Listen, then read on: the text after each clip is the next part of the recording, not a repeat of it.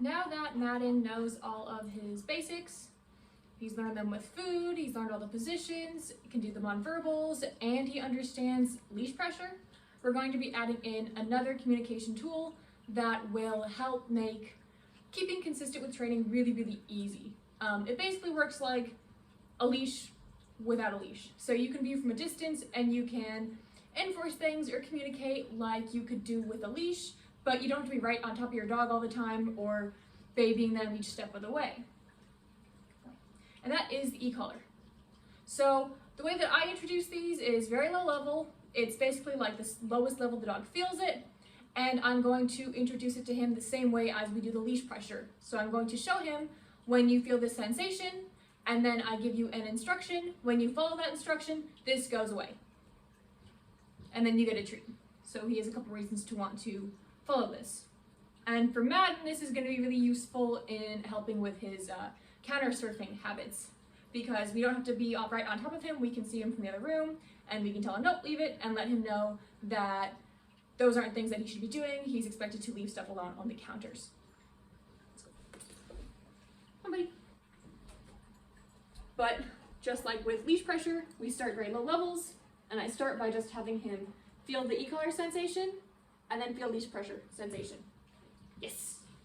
And as soon as he follows leash pressure, I'm going to get rid of the e-collar pressure and the leash pressure.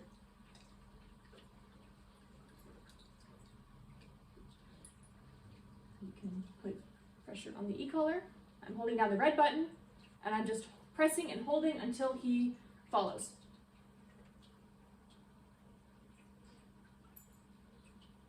Yes, good boy.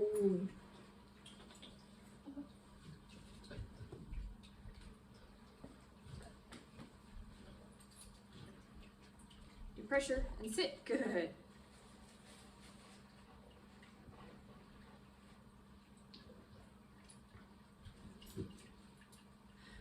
Bring your pressure and forward. Yes.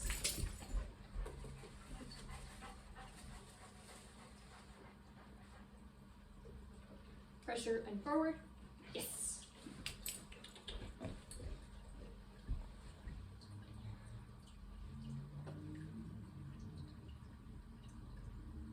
He was shaking his head there, so I'm gonna go down a level. I'm at a 3 now, which is really low. Like I can't feel it at this level, and I don't think I've met anybody who can feel it at this level with it pressed down on their hand.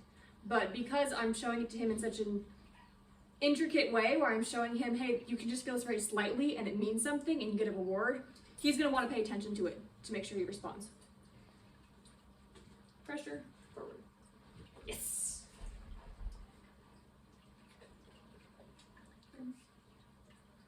Holding down red button and pressure on the leash. Yes.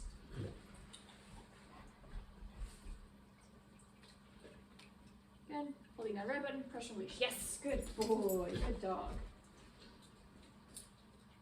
Some of that head shaking is because he has a rash on his chin and he wants to itch it on the floor.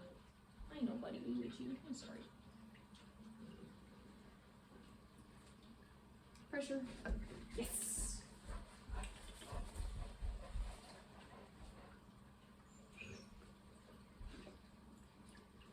Pressure.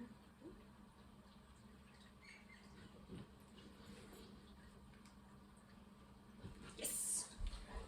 It's also hot and he wants to lay down.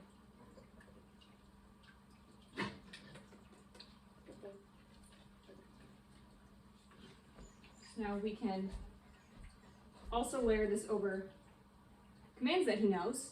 So what he's been wanting to do this whole time, to do pressure down,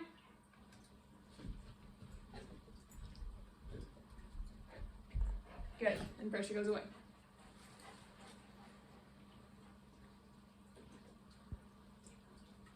Pressure and Madden, come. Good boy.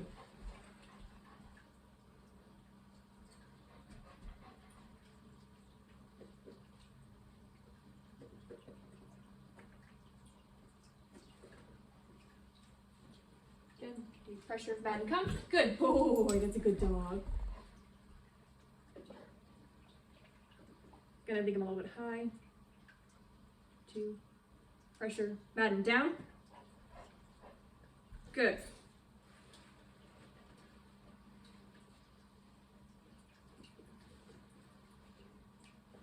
Pressure, Madden come. Good boy. Good boy. Good dog. Good.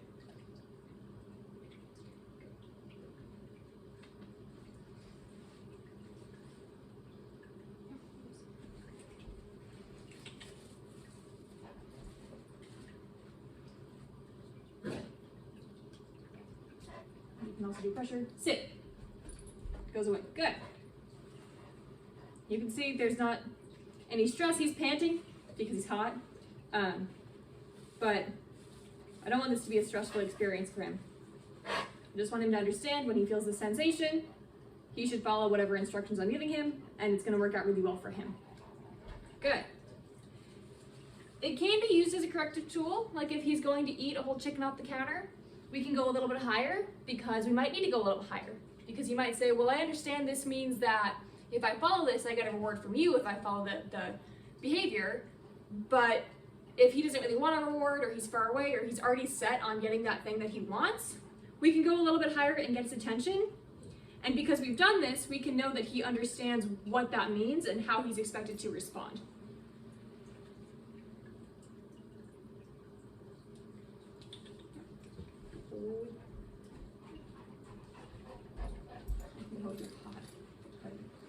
So we can also use this with leave it. So I'm going to show food, pressure, leave it. Good. Good. Food on the ground. Of course, he's already learned how to automatically leave food in the ground, so he's like, I'm not even going to try that. But we'll be testing him with higher value food. This is a treat. This is a little Zook's treat, so it's fairly high value, but it's not like chicken or raw meat or bones or something like that.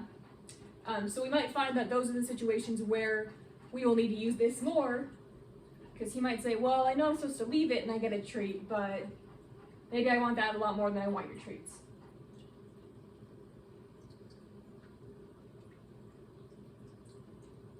Good boy. Leave it. Good. Leave it. Good.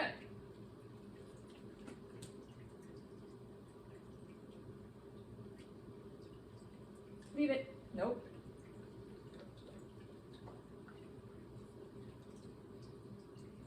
Leave it. Good. Good. We do have in here a thing of string cheese.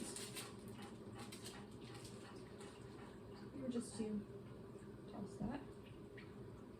Good boy.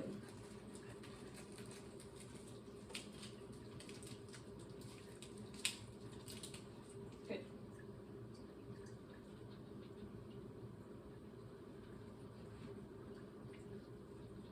And part of the reason that I want to use this tool with him is because I don't want to have a leash on him, be watching him, be right next to him in order to get him to leave stuff alone.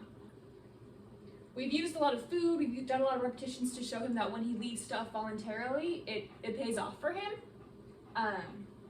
But there are times where he's just going to try to go for it anyway. He's a dog, and they're very much opportunists, and he's going to take what he thinks is going to work for him. So if he sees a chance, when you're not watching, we want to be able to catch him and let him know that that still isn't going to work out. Good boy, you're such a good dog.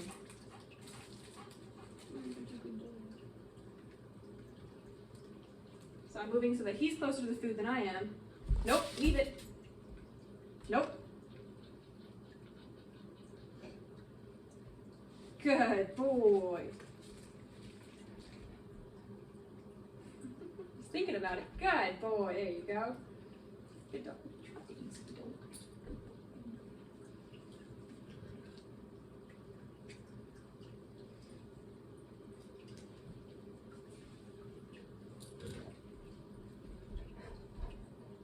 Good dog.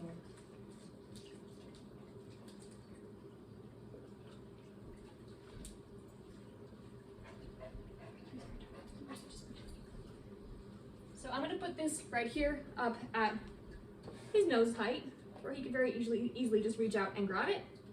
And I'm ready with the leash just to catch him so he can't reward himself, but I want him listening to the e-collar sensation because that's what we're going to want to be able to use to get him off of needing really any help at all.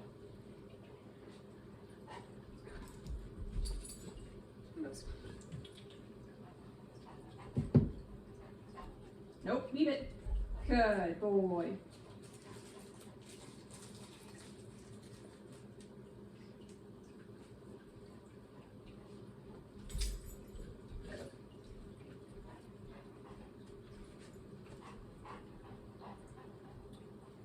Good boy, that's a good dog.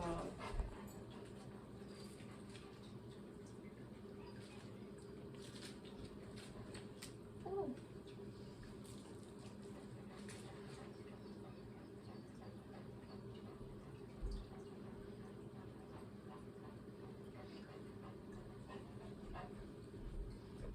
Good boy. And what we're going to be wanting to do from here on out, because he's pretty good about leaving stuff when we're watching him, is setting up situations where it doesn't seem like we're training. So right now he knows, oh, okay, I know this game. I have to leave that alone.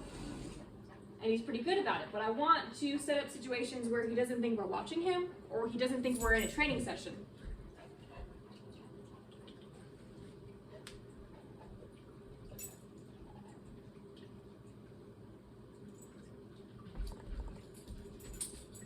Good boy.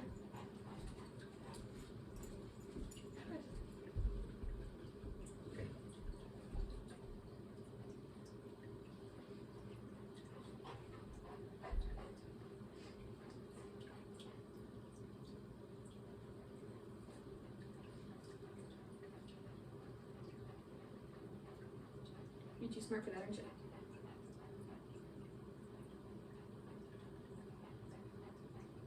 Good boy. You were so smart. Yes, you were smart. You are. And that shaking his head isn't from the e-collar. I haven't been pressing it. Like I said, he has a rash on his chin. That's kind of itchy, so he's trying to scratch at it. If I was tapping the e-collar and he was doing that head shaking, I would go a lot lower. When I'm using it, honestly, you usually can't even tell that the dog feels it. I find that I'll start at the level the dog has a noticeable response, like they might flick their ear, they might just look, or kind of turn. And I'll do like 1 repetition maybe of them following the leash for that. Or even I'll find that level and then I'll go down a level lower. And generally they feel it at that level, they just might not give a physical response to it. You might not see them respond to it, but they do feel it and you can still teach them how to respond to it at that level. And that's where I like to work at. I'm at a 3. And he does give a response. So if I go down to a 2,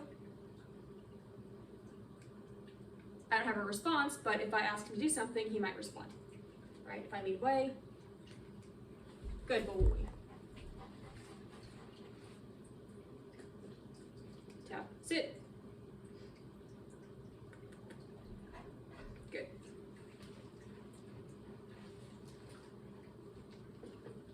Down. Good.